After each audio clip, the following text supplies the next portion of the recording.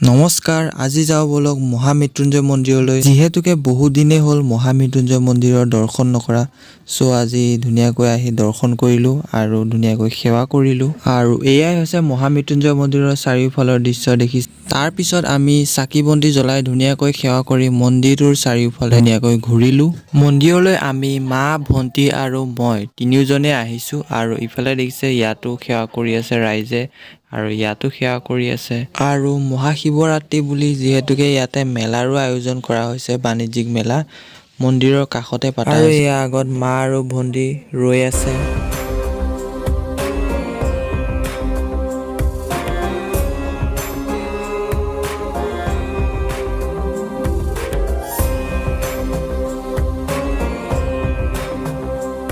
সেৱা কৰি মন্দিৰৰ পৰা ওলাই যিহেতুকে ভোকো লাগিলে, সময় হ'ল, সেয়ে হোটেলত সোমাই কিবা এটা খাই মেলি ভিডিঅ'টো সমাপ্ত কৰিলোঁ।